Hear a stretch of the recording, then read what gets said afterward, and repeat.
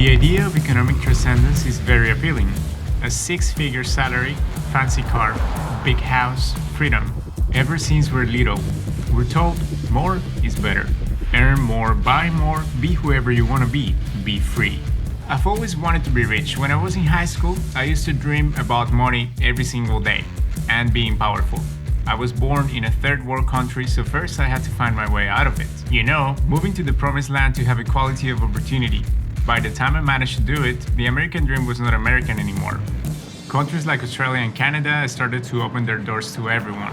Perhaps you've heard about their demographic crisis. Japan, an incredible country, is begging for newcomers because they have the same issue. I myself live in China because salaries here are very difficult to replicate. As an expat with skills, you can start a new life in Shanghai, Hong Kong, Singapore, Tel Aviv, Paris, Berlin, you name it, there is opportunity. But the truth is that you don't need to move anywhere to be successful. The internet changed the game. People are starting to leave their 9-to-5s to follow their dreams, and it's actually possible. According to Forbes, as of 2019, almost 35% of US workers are now self-employed. That's a big number. With more companies hiring freelance workers and online services, more freelancers are taking their careers full-time. That's phenomenal, don't get me wrong, but there is a catch. Let me present some context. I went to business school because I didn't know what to do with my life. And being honest, to this day, I still don't know what I'm doing. I have no idea. At the time I thought, well, the more things I learn, the more chances. For those of you who are not familiar, when I went to university, I had these subjects: marketing, logistics, distribution, management, risk management, finance, human resource, economics, statistics, even sociology. Sounds great, but it's not. At least for me, I was prepared to be a jack of all trades.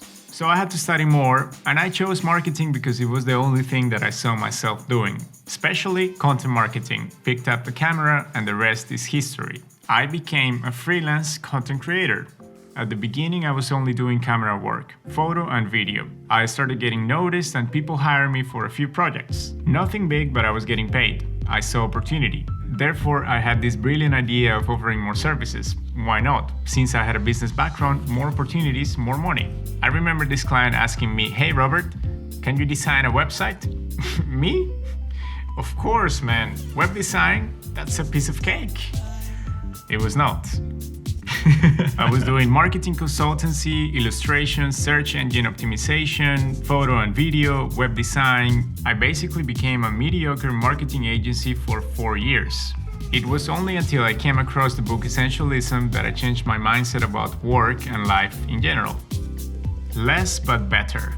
See, everything you do in life involves solving an issue. So the more things you decide to do, the more problems you will have. You are in fact a combination of the problems you let into your life. By taking all of these different projects, I was making myself miserable, getting spread thinner and thinner. Soon I realized that I was making little to no progress in all of these areas, when I should have stuck to the one and only since the beginning. So, do I still want to be rich? Of course. Who wouldn't?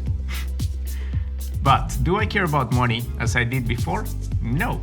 All I want now is to make a good living doing the one thing that I enjoy, having the right problems in my life and making significant progress in my craft. In times of noise and aggressive competition, being intentional about the things you do is essential. Alright, and that's all for me today. Thank you so much for watching, my friend. Have a good day, and I'll see you soon. Bye. Hey, you're fired.